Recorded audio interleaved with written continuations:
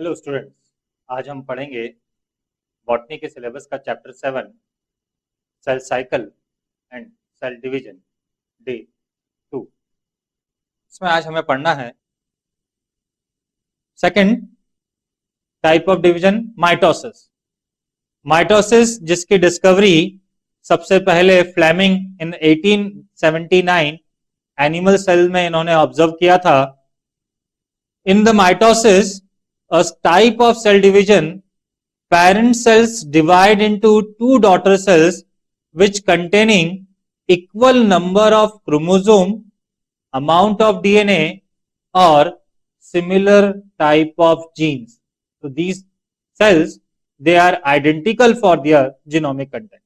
This is occur in the somatic cells. ये organism की somatic cells में होने वाली डिवीजन है जो कि हैप्लॉइड, डिप्लॉइड, पॉलीप्लॉइड। अब यहां पॉलीप्लॉइड को हमें यहां ध्यान रखना है, इवन पॉलीप्लॉइड। इवन पॉलीप्लॉइड कहने का मतलब कि ऑड नंबर होता है 1, 3, 5, 7। तो 1n मतलब हैप्लॉइड सेल में तो हो जाएगा, बट ट्रिप्लॉइड में नहीं होगा, पेंटाप्लॉइड में नहीं होगा, हेप्टाप्लॉइड में नहीं होगा। So it happens only with the even polyploidy. It means 2, 4, 6, 8. तो even polyploidy 2n, 4n, 6n, 8n में ये माइटोटिक डिवीजन होता है। This is called indirect division due to the formation of spindle fibre, karyokinesis, splitting of chromosome and then after cytokinesis. Mitosis result in the increase in the number of cell in the organism. This mitosis will showing increase in the number of cells. इसमें organism के body की cells का number increase होता है। But for the unicellular organism, this mitosis और cell division which is synonym with the growth and reproduction, because by the cell division unicellular organism की growth भी show होती है और रिप्रोडक्शन भी होता है। ऑर्गेनिज्म अपने साइज में भी बढ़ता है और अपने नंबर में भी इंक्रीज करता है। In the mitosis first phase is karyokinesis. Karyokinesis is the division of nucleus. This karyokinesis complete in the 4 phase. First is prophase, metaphase, anaphase and telophase. जैसे कि फिगर में दिख रहा है, this first cell, this is in the interphase. किस phase में है? Interphase में। इंटरफेज में जो कैरेक्टरिस्टिक्स है कि न्यूक्लियस के अंदर जो डीएनए है वो क्रोमेटिन नेटवर्क में होगा, डिस्फ्यूज फॉर्म में प्रेजेंट होगा। जैसे ही सेल डिवीजन की ओर प्रिपेयर करती है, यहां पर सबसे पहले सेंट्रियोल अपोजिट पोल की तरफ जाते हुए दिखाई देगा, और जो न्यूक्लियस है, ये न्यूक्लियस में क्रोमेटिन कंटेंट कंडेंस होकर क्रोमोसोम बनाएगा। This the next phase is metaphase. इस मेटाफेज में जो है, ये क्रोमोसोम जो होगा वो क्रोमोसोम स्प्लिटिंग के लिए तैयार होगा। क्रोमोसोम की स्प्लिटिंग होगी एनाफेज में, और finally splitted chromosome opposite pole पे पहुंच जाएंगे और वो यहां पर 2 डॉटर न्यूक्लियाई का फॉर्मेशन करेंगे। याद रखें, डॉटर न्यूक्लियाई, क्योंकि ये क्या है? कैरियोकाइनेसिस। तो आइए पढ़ते हैं prophase, the first phase of the karyokinesis of the mitosis. Prophase is the longest phase of the karyokinesis. अब देखिए यहां पर अलग अलग क्वेश्चन पूछे जाएंगे। इंटरफेज की लॉन्गेस्ट फेज तो sometime G1, sometime S। Cell division की लॉन्गेस्ट फेज तो कैरियोकाइनेसिस। कैरियोकाइनेसिस की लॉन्गेस्ट फेज तो दैट इज प्रोफेज। तो prophase is the longest phase of the karyokinesis. इस प्रोसेस में क्रोमोसोम जो कि पेयर में अपीयर होंगे, और इन क्रोमोसोम्स पर क्रोमेटिड आर्म्स प्रेजेंट होगी जो क्रोमोसोम सेंटर सेंट्रोमियर से connected. The nuclear membrane disintegrate and disappear into the cytoplasm. इस प्रोसेस में न्यूक्लियर मेम्ब्रेन, हम यहां पर फिगर में देख सकते हैं, this is the interphase cell at G2 phase. Early prophase में यहां पर क्रोमोसोम कंडेंस हो गया, this is the first event. And the second event, the membrane, जो कि हमें थर्ड फिगर में दिखाई दे रहा है कि मेम्ब्रेन जो है यहां पर न्यूक्लियर मेम्ब्रेन वो डिसइंटीग्रेट हो रही है। इसी के साथ सेंट्रियोल जो है अपोजिट पोल पे पहुंच चुका है, और इस सेंट्रियोल पर spindle fibres in plant cells के लिए बात करेंगे और एनिमल सेल्स के लिए बात करेंगे तो एस्ट्रल रेज का फॉर्मेशन स्टार्ट हो गया। Nucleolus which start to disappear. Nucleolus is the dark structure which is present in the nucleus. ये भी न्यूक्लियर एनवेलप के डिसअपियर होने के साथ साथ डिसअपियर होना स्टार्ट हो जाएगा। Each centriole separate and start to move towards the opposite pole of the cells. Around the each centriole ester rays in animal cell or spindle fibers form in the plant cells in cytoplasm. Here, on the basis of presence of astral rays or absence of astral rays, it means presence of spindle fiber. This mitosis is termed as two type of mitosis. First, anastral. Anastral type of mitosis जो कि plant cells में होती है, क्योंकि plant cells में centriole का presence नहीं होता, तो सेंट्रियोल एब्सेंट होने के कारण यहाँ पर एस्टर रेज नहीं बनती। तो प्लांट सेल्स में सेंट्रियोल की जगह पोलर बॉडीज प्रेजेंट होती है जो कि स्पिंडल फाइबर्स का फॉर्मेशन करती है। तो एस्ट्रल रेज नहीं बन रही, इसलिए इस टाइप के माइटोसिस को नाम दिया गया एन एस्ट्रल माइटोसिस। सेकंड है एम्फीस्ट्रल माइटोसिस। एम्फीस्ट्रल माइटोसिस जो कि एनिमल सेल्स में होती है, इसमें एस्ट्रल रेज का फॉर्मेशन होता है, एस्ट्रल फाइबर्स का फॉर्मेशन होता है। तो this is known as amphiestral or astral mitosis. Second phase of the karyokinesis, this is known as metaphase. Metaphase means middle phase. Each chromosome is joined by astral spindle fiber at each kinetochore of the chromosome. Chromosome के structure में हम देखते हैं कि ये जो है chromatid arms, तो एक क्रोमोसोम जो कि डायड के फॉर्म में दिखाई देगा। इस क्रोमोसोम के सेंट्रोमियर के पास ऐसे दो डॉट फाइबर जैसे स्ट्रक्चर होते हैं। इन फाइबर जैसे स्ट्रक्चर्स के पास आकर स्पिंडल फाइबर अटैच होगा। तो हम अर्ली मेटाफेज में यहां देख रहे हैं कि क्रोमोसोम के सेंटर पर आकर ये स्पिंडल फाइबर और एस्ट्रल रेज अटैच होगी। तो this is the first event which proceed in the metaphase. Chromosomes lies at the equator and arms remain directed towards the pole. So ये जो सेंट्रोसोम है, यहां पर हम देख रहे हैं लेट मेटाफेज में कि एक इक्वेटर लाइन पर आकर अरेंज हो गए। सो स्पिंडल फाइबर के काइनेटोकोर से अटैच होने के बाद जो नेक्स्ट इवेंट है कि these chromosome are aligned at the equator position of the cell. Due to alignment and present in the greatest size of the chromosome, this phase is known for the best phase for seeing chromosome and counting of chromosome. तो ये phase chromosome की study के लिए, chromosome के size को observe करने के लिए और क्रोमोसोम के नंबर को काउंट करने के लिए best phase. Next phase, this is anaphase. This anaphase is known as smallest phase or stage in the karyokinesis. In this anaphase, the fibers which occur in between the chromosomes are called interzonal fibers, appear at the equator of the line. तो जैसे ये figure में दिख रहा है कि एक जो लाइन है, तो एक क्रोमोसोम के बीच में जो फाइबर्स प्रेजेंट है जो कि क्रोमेटिड आर्म्स को ज्वाइन करके रखते हैं, इन दोनों को अटैच करके। Centromer of each chromosome split lengthwise of the chromosome. तो क्रोमोसोम की लेंथ के अलोंग ये जो सेंट्रोजोम है वो दो पार्ट्स में स्प्लिट हो जाएगा। तो जैसे कि हम ये फिगर में देख रहे हैं कि सेल्स जहां पर क्रोमोसोम एक दूसरे से अलाइन है और अब ये दो पार्ट में डिवाइड हो गए जो कि इक्वल लेंथ में या क्रोमोसोम की लेंथ के अकॉर्डिंग डिवाइड। तो एक बार फिर से देखें, ये क्रोमोसोम पूरा फॉर्म में है जहां पर मेटाफेजिक प्लेट बनी है और नेक्स्ट फेज में ये दो पार्ट्स में डिवाइड।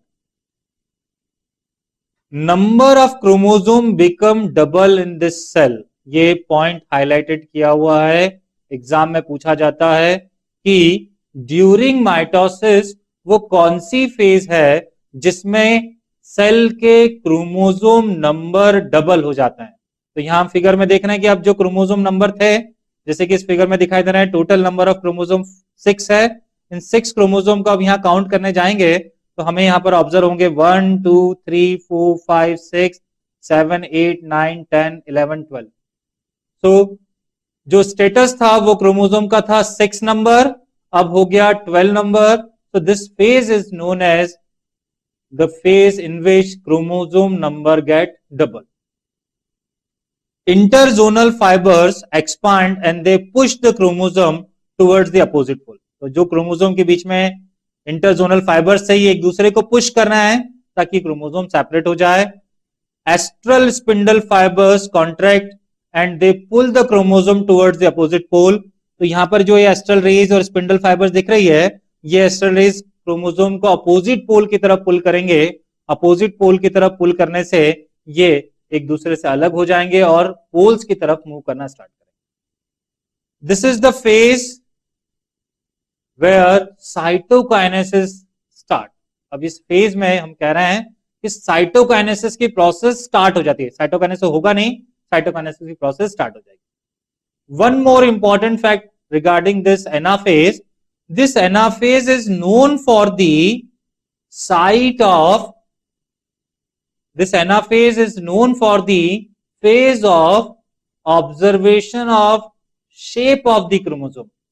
एनाफेज की जो फेज है उस फेज में हम क्रोमोसोम की शेप को स्टडी कर सकते हैं। जैसा कि हमने सेल चैप्टर में क्रोमोसोम में पढ़ा था कि क्रोमोसोम जो है वो 4 तरह के हैं, मेटासेंट्रिक, सब मेटासेंट्रिक, एक्रोसेंट्रिक और telocentric.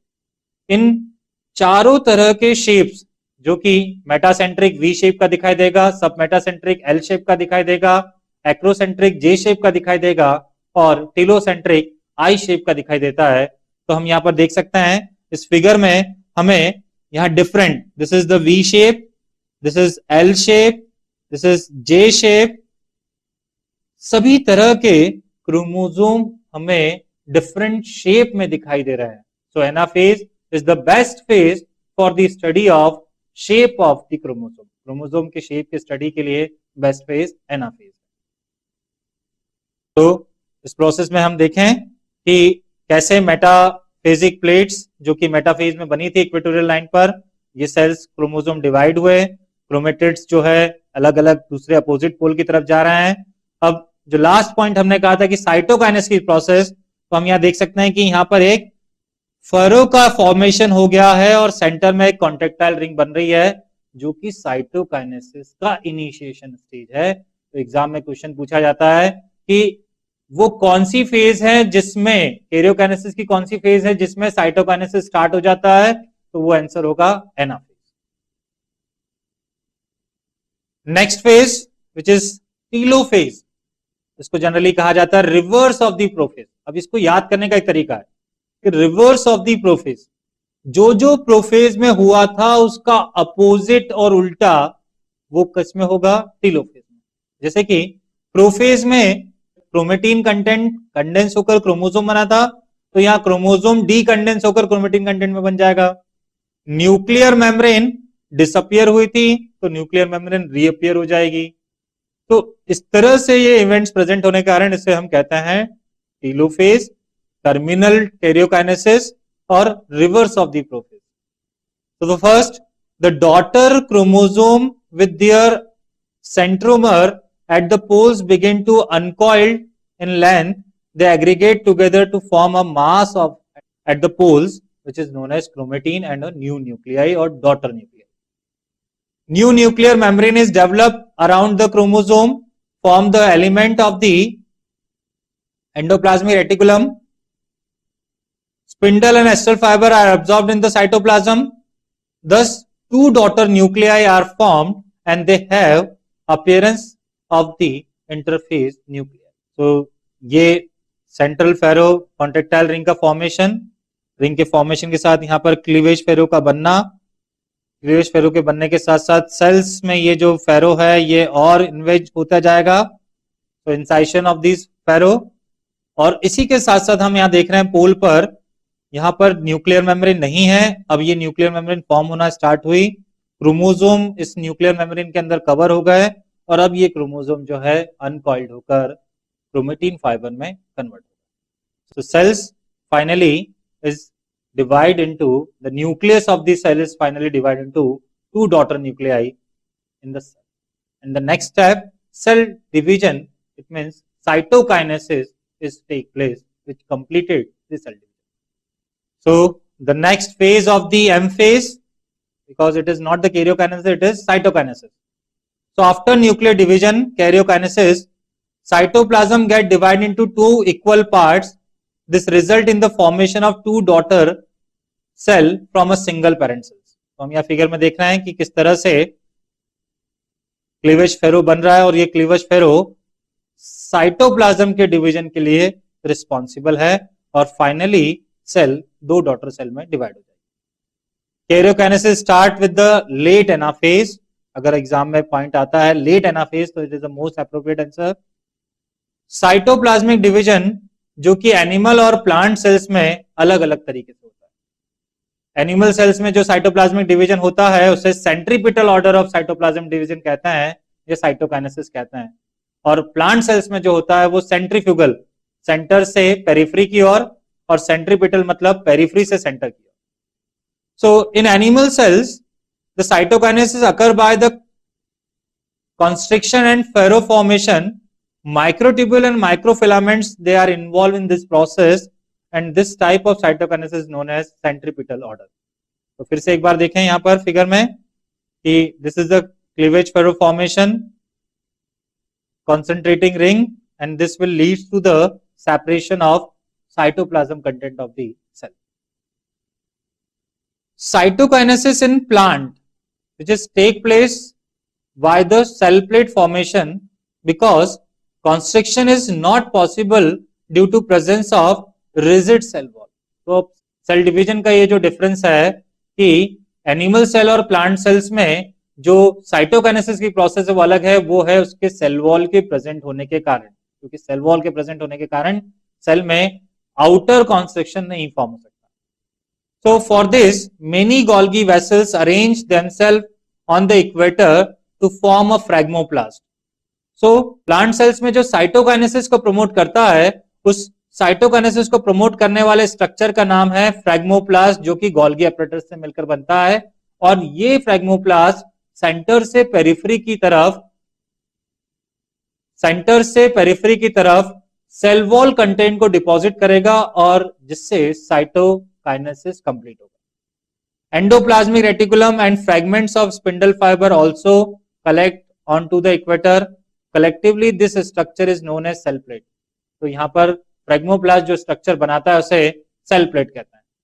Golgi vesicle secrete calcium and magnesium pectate जो कि मिडिल लैमेला का कंपोनेंट है, वो भी यहां पर डिपॉजिट होगा जो बाद में मॉडिफाई होकर मिडिल लैमेला बन जाएगा। तो इन दिस प्रोसेस हम यहां देख रहे हैं इस फिगर में कि किस तरह से फ्रैग्मोप्लास्ट बनना स्टार्ट हो रहा है। फ्रैग्मोप्लास्ट बनते हुए ये सेल प्लेट का फॉर्मेशन करेगा, धीरे धीरे ये मटेरियल को डिपॉजिट करने के साथ एक रिजिड वॉल का फॉर्मेशन कर देगा।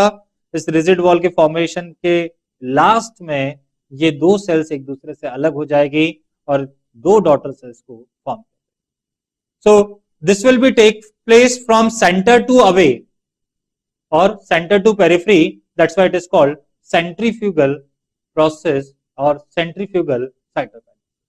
So next point is significance of mitosis. तो हमने अभी यहाँ सेल डिवीजन पढ़ा जिसमें सेल डिवाइड हो रही है और अपने नंबर में इंक्रीज कर रही है।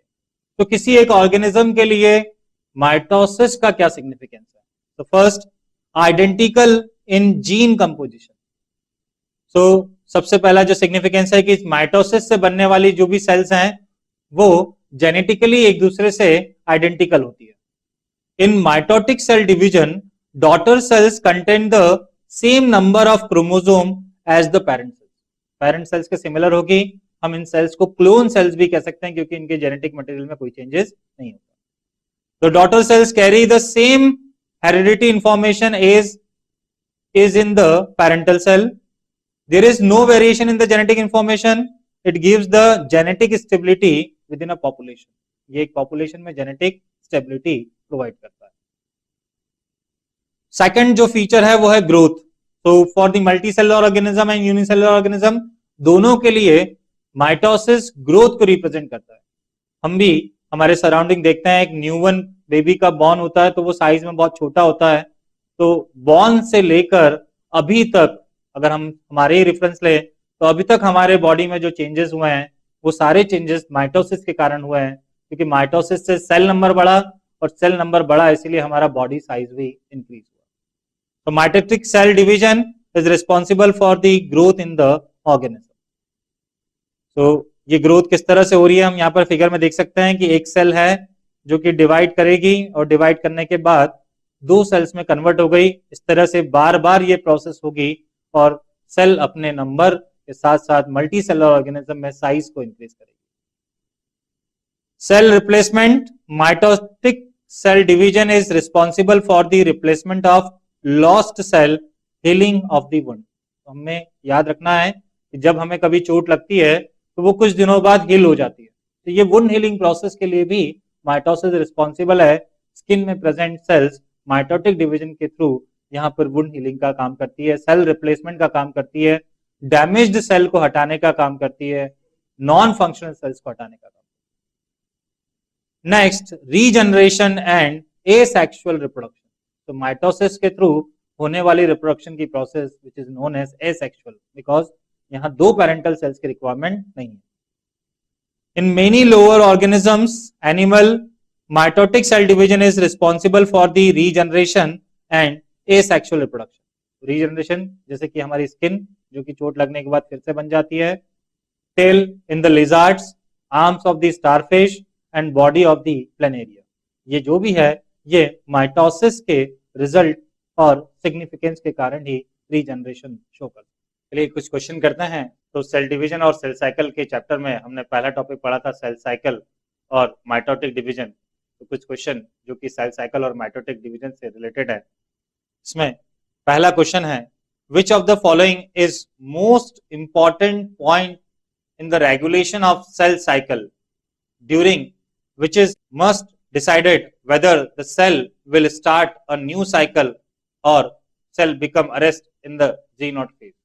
क्वेश्चन कहना चाह रहा है कि सेल साइकिल का मोस्ट इंपॉर्टेंट रेगुलेटरी पार्ट कहां पर आता है, जो नीचे ऑप्शंस में दिया है, जिसके बाद सेल ये डिसाइड करती है कि उसे डिवाइड होना है या G0 फेज में ही रहना है। सो एस फेज, तो ये इसका करेक्ट आंसर नहीं है क्योंकि एस फेज में आ गया, इसका मतलब सेल ने डिसाइड कर लिया है। G1 फेज ये इसका करेक्ट ऑप्शन है। G2 फेज ये भी नहीं होगा क्योंकि G2 फेज में है तो ये डिसाइड कर चुका है। इंटरफेज, इंटरफेज एक ओवरऑल रिएक्शन है, एक ओवरऑल स्टेज है, ओवरऑल फेज है, तो ये भी इसका करेक्ट आंसर नहीं होगा। तो answer two G1 phase is the correct, क्योंकि इस G1 के बाद ही सेल डिसाइड करती है उसे डिवाइड होना है या नहीं है। तो डिवीजन का डिसीजन लिया तो रिप्लिकेशन ऑफ डीएनए होगा, इसका मतलब एस फेज स्टार्ट हो जाएगा। Correct answer is 2। The sequence of cell cycle, बहुत इजी क्वेश्चन है बट कभी कभार हम कंफ्यूजन में गलती कर देते हैं। सेल साइकिल का सीक्वेंस पूछा गया, तो सीक्वेंस में सबसे पहले इंटरफेज, तो इंटरफेज में G1 फेज होती है, G1 फेज के बाद S फेज होती है, S फेज के बाद G2 फेज और उसके बाद M फेज डिवीजन की फेज होती है। तो इन चारों ऑप्शन में से फोर्थ ऑप्शन में हमें ये सीक्वेंस दिखाई दे रहा है, तो ये इसका करेक्ट आंसर है। तो correct answer is option 4। If mitotic division is restricted in G1 phase, अगर माइटोटिक डिवीजन G1 फेज में रिस्ट्रिक्ट हो जाए, this condition is known as, ऐसी कंडीशन को क्या कहते हैं, तो ऐसी कंडीशन को G0 फेज कहते हैं, जिसमें सेल आगे डिवीजन नहीं कर रही। Example, permanent cells of the plant and nerve cell of the human और एनिमल सेल। तो correct option is third, G0 phase. The duration of cell cycle in yeast cell, yeast cell की cell cycle का duration क्या है, तो ये एक factual question है, यहां पर हमें इसको मेमोराइज करना है कि ईस्ट सेल की सेल साइकिल का जो ड्यूरेशन है वो 90 मिनट्स है। Correct answer is 1। During cell cycle 2 molecules of DNA are present in chromosome, ये कौन सी फेज है जहां पर डीएनए के 2 मॉलिक्यूल्स प्रेजेंट होता है। G1 फेज यहां पर नहीं है, beginning of S phase, G2 phase, end of the M phase. तो जहां डीएनए रिप्लिकेशन कंप्लीट हो जाएगा तभी डीएनए के 2 मॉलिक्यूल दिखाई देंगे। तो बिगनिंग ऑफ एस फेज में तो रिप्लिकेशन स्टार्ट हुआ इसलिए करेक्ट ऑप्शन नहीं है। G1 फेज में रिप्लिकेशन होता ही नहीं, तो ये भी ये करेक्ट ऑप्शन नहीं है। G2 फेज में रिप्लिकेशन कंप्लीट हो जाता है, तो इसका करेक्ट आंसर G2 फेज होगा। And of the M phase फिर से G1 फेज स्टार्ट हो जाती है, तो ये भी इसका करेक्ट आंसर नहीं है। तो इस क्वेश्चन का करेक्ट आंसर है option 3। The chromosome morphology is best studied during, मैंने आपको बताया था चैप्टर के वक्त कि क्रोमोसोम की मार्फोलॉजी का बेस्ट स्टडी होता है, तो उसका करेक्ट आंसर प्रोफेज नहीं है, metaphase is the correct answer, जहां पर क्रोमोसोम की मार्फोलॉजी का बेस्ट स्टडी होता है। एनाफेज जहां पर क्रोमोसोम के शेप के बारे में पता चलता है, मार्फोलॉजी के बारे में नहीं, तो ये इसका इनकरेक्ट आंसर है। और टीलोफेज ये भी इनकरेक्ट आंसर है। तो इसका करेक्ट आंसर है metaphase, as the chromosome are most condensed state, so it is the correct answer for this question. Option 2 is correct. Higher plant differ from the animal in having, higher plant जो कि animal से differ है किसके कारण? Spindle microtubules, anastral mitosis, kinetochore development and disappearance of nucleolus during prophase. So higher plants differ from the animals in having, यहां पर spindle microtubules, anastral mitotic division. So इसका जो करेक्ट आंसर आएगा वो है एनेस्ट्रल माइटोसिस डिवीजन, जो कि plants में एस्ट्रल रेस के फॉर्म होने के कारण नहीं होता, जबकि एनिमल्स में एस्ट्रल रेस फॉर्म होती है। तो correct answer is second. Nuclear envelope disappear at, nuclear envelope किस स्टेज पर डिसअपियर हो जाता है? याद रखना डिसअपियर पूछा है। Late metaphase wrong, anaphase wrong, early prophase wrong, late prophase is the correct answer. तो इस क्वेश्चन का सही आंसर है fourth, late prophase. The cell would normally process to mitosis without interruption, तो इस ऑप्शन में हम पढ़ते हैं when it is enter into S phase। S phase का मतलब है कि सेल डिवीजन के लिए अपनी प्रिपरेशन कर रहा है, डीएनए रिप्लिकेशन यहां पर हो रहा है। अभी हम आगे के स्टेटमेंट भी पढ़ेंगे कि कहां पर और अदर प्रोसेस हो रही है। Once it is enter in G1 phase, ऐसा बिल्कुल नहीं है, G1 के पास G0 फेज में भी जा सकती है। At any time during cell activity, ये भी नहीं हो सकता। इररिस्पेक्टिव ऑफ एनी फेज, ये भी करेक्ट नहीं है। तो यहां पर जो मोस्ट अप्रोप्रिएट आंसर बन रहा है वो है फर्स्ट, क्योंकि एस फेज में एंटर करना ये सेल का डिवीजन की ओर चले जाना शो करता है। तो करेक्ट आंसर इज फर्स्ट।